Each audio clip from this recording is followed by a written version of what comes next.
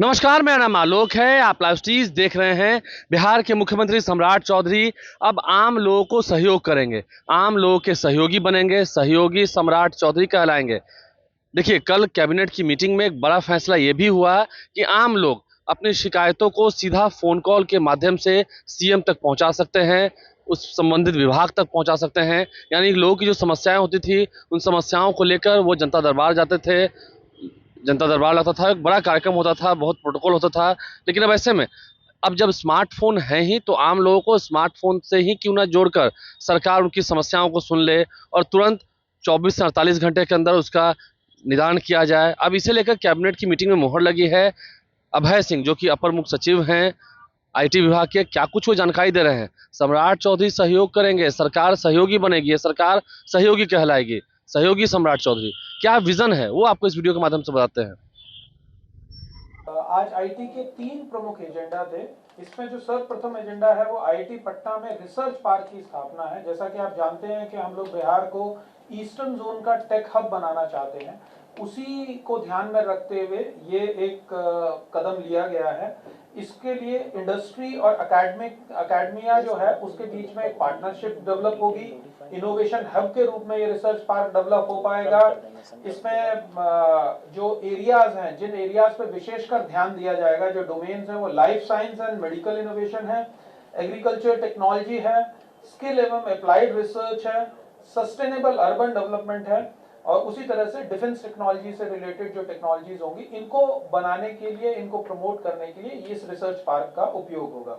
ये 480 करोड़ की योजना है, जिसमें बिहार सरकार द्वारा 305 करोड़ का अनुदान आईआईटी को दिया जाएगा, जिसमें मुख्य जो अंग है वो उसकी बिल्डिंग से संबंधित है। इसके अतिरिक्त आईआईटी पटना द्वारा वहां पर 11 एकड़ की जमीन दी गई है।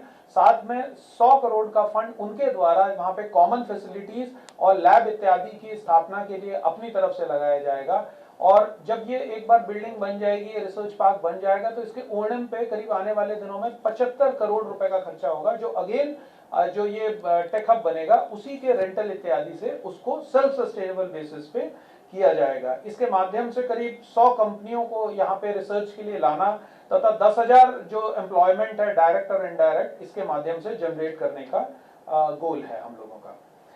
जो दूसरा आज मुख्य फैसला आईटी के संबंध में हुआ है, वो आईआईटी में इनोवेशन हब हमारा एक है, उसी इंक्यूबेशन जो है उसका फेज 2 परियोजना को, जो कि 39 करोड़ की योजना है, उसको स्वीकृति आज दी गई है। इसका फेज 1 2015 में बिहार सरकार और भारत सरकार ने इंप्लीमेंट किया था, जो कि 47 करोड़ की योजना थी, जिसमें बिहार सरकार के द्वारा 25 करोड़ और भारत सरकार के द्वारा 22 करोड़ रुपए डेवलप किया गया था। और उसके माध्यम से हमने करीब 200 स्टार्टअप्स को हैंड होल्ड किया है, जो ईएसडीएम, एआई, मेडिकल इलेक्ट्रॉनिक्स के क्षेत्र में मुख्यतः कार्य कर रहे हैं।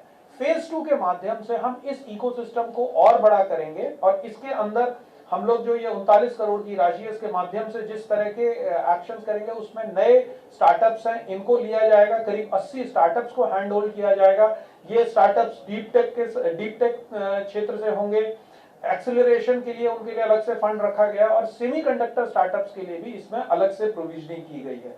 इसके अतिरिक्त जो फेज 1 में क्लीन रूम बना था, उसका ओएनएम का भी प्रावधान है, और जो मेंटर्स और जो हमारे स्टार्टअप्स के एम्प्लॉयज होते हैं या उसका जो फाउंडर्स हैं, उनके भी लिए, क्योंकि जब वो एक बार आईआईटी जाते थे तो वहां उनको कुछ दिन के लिए रुकना पड़ता है, तो उनके आवासन की भी व्यवस्था इस स्कीम के माध्यम से की गई है। जो तीसरा प्रमुख आज निर्णय लिया गया है वो है सहयोग सिटीजन हेल्पलाइन। ये सहयोग हेल्पलाइन के माध्यम से जो हमारे नागरिक हैं, अगर उनकी कोई इश्यूज हैं, उनकी समस्याएं हैं, पब्लिक ग्रीवेंसेस हैं, उसको एक नंबर के माध्यम से वो रजिस्टर कर सकेंगे। ये L1 लेवल का सिस्टम होगा, जिसमें कि सभी लोग इसी एक नंबर को जब डायल करेंगे तो अपनी समस्या तक पहुंच सकेंगे। अगर वो समस्या पहले लेवल पे ही सॉल्व हो सकती है तो उसको किया जाएगा, अगर नहीं सॉल्व हो सकती है तो संबंधित विभाग, जैसे कि हमारे जो विभिन्न विभाग हैं, उन विभागों के कॉल सेंटर को उसको ट्रांसफर करके इसको सोल्यूशन निकालने की इसमें कोशिश की जाएगी। पब्लिक को ये फायदा है कि उनको केवल अब एक ही नंबर याद रखना होगा, और कालांतर में डिफरेंट विभाग को हम इसके साथ जोड़ेंगे। रियल टाइम मॉनिटरिंग हो सकेगी और जो ईज ऑफ लिविंग की जो परिकल्पना है उसी के आधार पर इसको आज अप्रूव किया गया है और आने वाले दिनों में सिटीजन्स के लिए ये एक महत्वपूर्ण कदम होगा। तो बिहार के मुख्यमंत्री सम्राट चौधरी का क्या विजन है? कैबिनेट की मीटिंग में जो कुछ भी तय हुआ वो सहयोग करेंगे। आम लोग अपनी शिकायतों को सीधा फोन कॉल के माध्यम से, बस एक नंबर होगा, एक फोन कॉल कीजिए, अपनी शिकायतों को वहां दर्ज कीजिए और फेज बाय फेज होगा। एक फेज में कॉल का निपटारा, समस्या का निपटारा हुआ तो हुआ, तो फिर दूसरे लेयर पर, तीसरे लेयर पर समस्या का निपटारा भी होगा, दरबार भी नहीं लगेगा और सहयोग भी करेंगे सम्राट चौधरी। ये एक बड़ा फैसला हुआ है कैबिनेट में। अपर मुख्य सचिव, कैबिनेट की मीटिंग के बाद अपर मुख्य सचिव अभय सिंह ने क्या कुछ जानकारी दी, हमने आपको सुनाया है। हमारे चैनल को सब्सक्राइब कर लें, साथ साथ फेसबुक पेज भी लाइक करें। धन्यवाद।